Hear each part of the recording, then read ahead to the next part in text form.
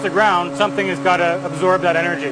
So if you jump off a chair and you land, your knees have to bend and give a little bit. Even just with the weight of a person, you're going to damage yourself if nothing gives. So that giving of your knees, your legs are absorbing energy. That's what the landing gear has to do, but it has to do it for, instead of 180 pounds, it's got to do it for 560 tons. Suspended inside this huge tower, the landing gear is raised in preparation for the drop. The rig is static, so to simulate the approaching ground speed, smaller wheels driven by powerful electric motors spin the big 55-inch tyres in the reverse direction.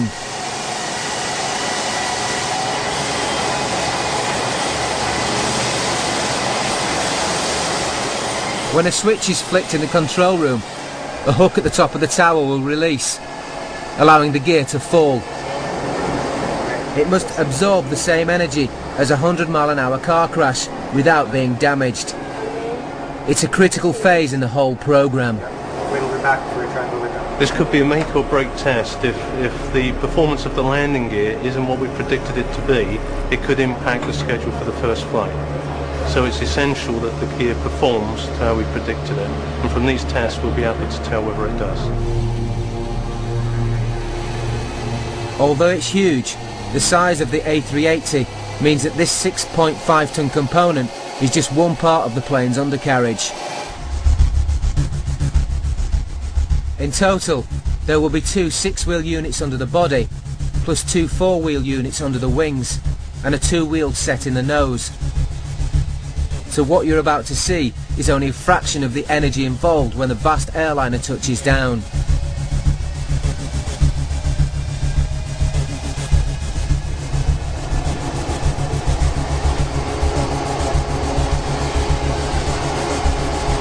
Okay, I'm going to drop now.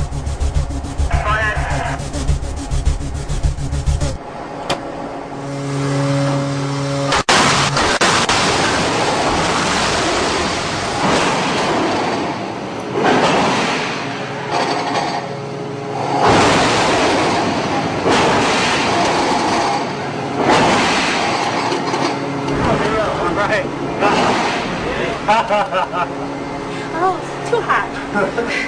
Just the delay, you can see it moving here. Oh. All right. The test goes well. Early data shows that although there was an unwanted shudder as the wheels came to a halt, the landing gear shrugged off the huge impact with ease.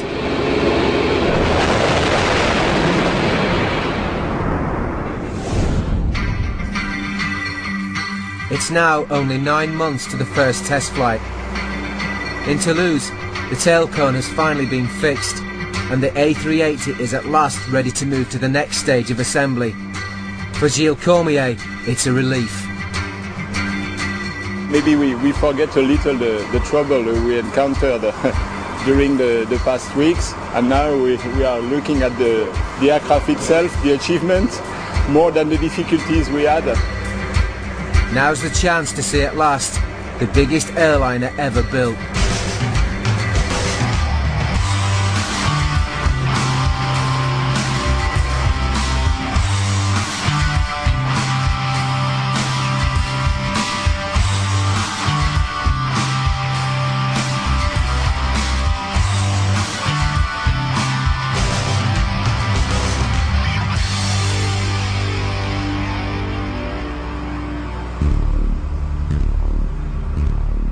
With the shell of this aircraft complete, things are about to get really complicated. The plane is scheduled to spend the next few months in this vast hall, where thousands of parts will be fitted, including over 500 miles of wiring. The man in charge of this tricky phase is fully aware there's an awful lot of work to be done by the end of October. It's a very difficult challenge, because it's a prototype, so it's very difficult to meet our deadline. August is fast approaching, the traditional holiday month in France when most of the country shuts down. For Airbus engineers, this year there will be no holiday. My family are very aware of this personal challenge, so everybody in the family is okay to say, okay, this year it's the aircraft year. The plane is lifted on huge jacks, and teams of technicians begin work.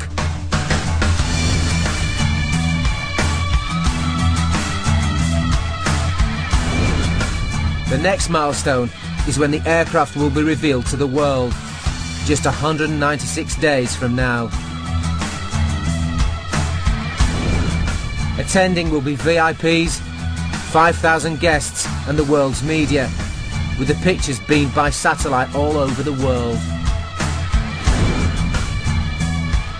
But for now, one 55-year-old man has a rather special interest in the new machine. Jacques Rosé will be the first person in the world to fly the plane. Seeing it for the first time, his reaction is not exactly what you'd expect. Generally speaking, no, it's an aircraft. Larger than the one we have already, but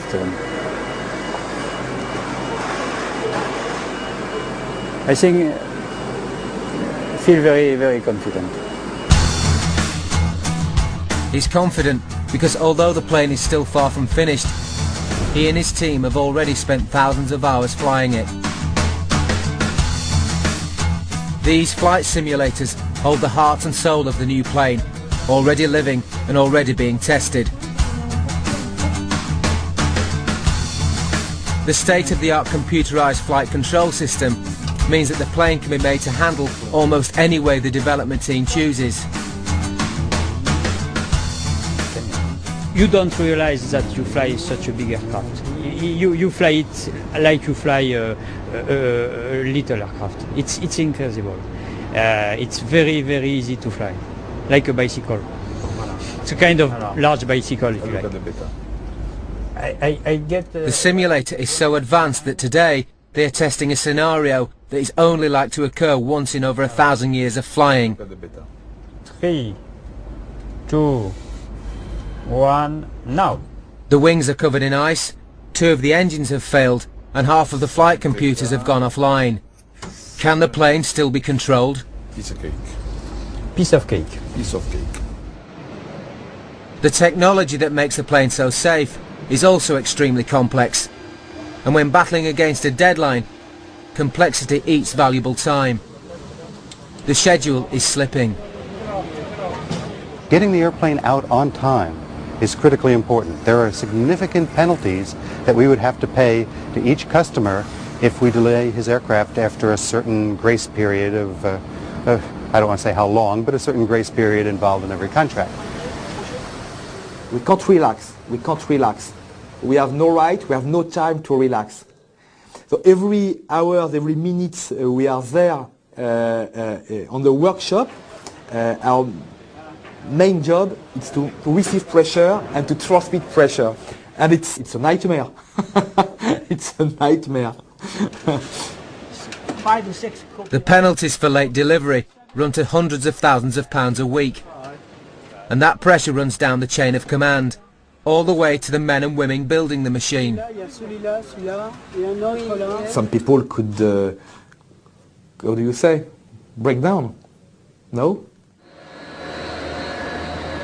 Christian Polite is the engineer in charge of the tail fin, known as the vertical tailplane or the VTP. Building this huge part has not gone smoothly, but finally it's time to install the last piece, a camera that gives the pilot a bird's eye view from the very top of the fin, some 23 meters up. Right now we are going up to the almost to the very top of the vertical tailplane in order to install the last component which remains on the VTP still left. Yeah? You can easily see that this part is only screwed to the structure by, I guess, 20 screws around, and it has to be connected to the electric system via these 2 little connectors. The signals are transferred via a fiber optical cable down to a monitor in the cockpit.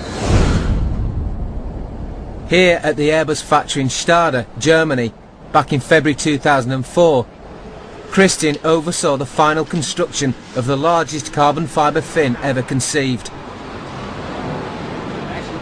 The ambitious scale of the production process meant there were always going to be problems.